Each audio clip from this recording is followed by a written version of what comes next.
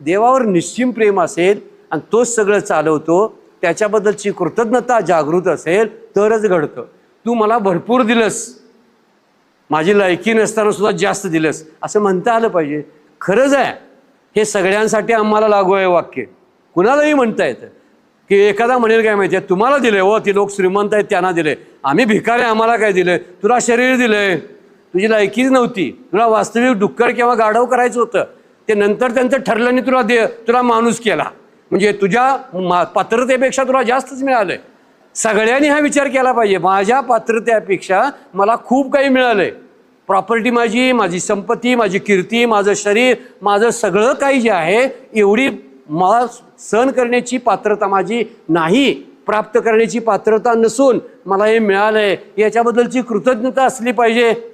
याला म्हणायची भगवंताची प्राप्ती होणे. यासाठी म्हणणं निवांत राहणं, शांत बसावं, उगच दगदग करून आदळापट करू नये. वाहिल्या उद्वेग दुःखाचे केवळ, भोगणं ते फळ संचिताचे. भोगायला लागते ते काय चुकतच नाही, मग आदळापट कशाला करत बसायची. वाहिल्या उद्वेग दुःखाची केवळ, नुसतं दुःखच वाटायला येणार. किती आदळापट करा आणि किती हट्ट करून घेतला आपण, असंच पाहिजे तसंच पाहिजे, त्यावेळी तृप्ती निघून जाते, समाधान निघून जातं. आणि प्रारब्धावर असणारा जो देह आहे ती शास्त्रानं सांगितलेलं आहे, आणि ते प्रारब्ध भगवंत चालवतो.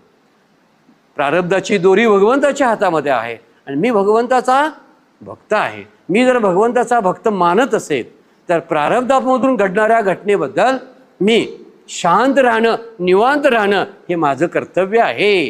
कोणतेही संकट येऊ दे, त्या संकटामध्ये मी शांत राहणं. आपल्याला शांत राहता येत नाही, आणि म्हणून अशांततेमध्ये खूप काही आपण करून बसतो, आणि ह्याच गोष्टी आपल्या अंगलट या लागतात, आणि त्याच गोष्टी आपल्या खरंच मुख्य दुःखाला कारण होत असतात. फार शास्त्राचा विचार करायची काही गरज नाही. ज्याला शांततेनं प्रपंच करता आला ना तो भक्त, अन्य काहीही लांबड लावायची गरज नाही. उगीच आपण हे सगळ्या भक्तांच्या व्याख्या, भक्तीच्या व्याख्या खूप काय आहेत, ज्यांनी त्यांनी स्वतःचे अनुभव त्या ठिकाणी वर्णन केलेले आहेत. ते आपला स्वतःचा अनुभव काय असायला पाहिजे, माझ्या प्रपंचामध्ये माझ्या असणाऱ्या सगळी जी मालमत्ता काय माझ्याजवळ आहे, माझ्या देहासहित असलेली त्या सगळ्या गोष्टी माझ्यासाठी योग्य आहेत, आणि मी त्यामध्ये समाधानी आहे, त्याला भक्त म्हणायचं.